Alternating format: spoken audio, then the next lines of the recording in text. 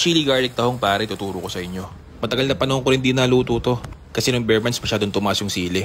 Kaya ngayon medyo mura-mura na, gagawin na natin to.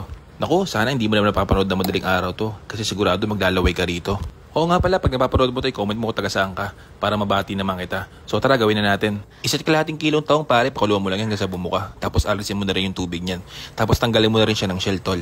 Medyo marami mantika, siguro mga 400 ml nilagay ko dyan. Tapos itong sibuyas, mga 3 piraso yan. Pinuhin mo pala yan hanggang sa pinakamalit na kaya mo. Tapos maglagay ng bawang dyan. Pinong-pino rin dapat. Sa dish na to, mas maraming bawang, mas okay pare. Haluin mo lang yan pare, sa mahinang apoy lang dapat ha. Pag medyo nagbago na yung kulay ng bawang mo pare, ilagay mo yung mga sili mo. Tansyahan lang yan pare, depende sa panlasa mo. Tsaka sa pain tolerance mo syempre. Haluin mo lang yan pare hanggang sa maging ganyan yung tsura niya. Yung medyo mamula-mula na. Tapos maglagay ka na rin ng maraming paminta. Naglagay rin pala ako ng beef cubes yan tol. Tapos itong 2 kutsarang oyster sauce. Pampakulay at pampalasa na rin yan. Sa asukal naman, isa kalahating kutsara. Tapos wag mo nang tatantran sa paghahalo yan pare para hindi manikid sa kawali mo. At syempre suka pare, iwas panis yan. 3 tablespoon lang nilagay ko dyan. After 2 minutes, ganito na yung tsura niyan, hanguin mo na yan pare kasi magagamit mo sa ibang bagay yan. All around sa usawan yan pare, sobrang sarap yan. At pang finale, ilagay mo na yung tahong pare. Gisa-gisahin mo lang yan pare ng 1 minuto tapos okay na yan.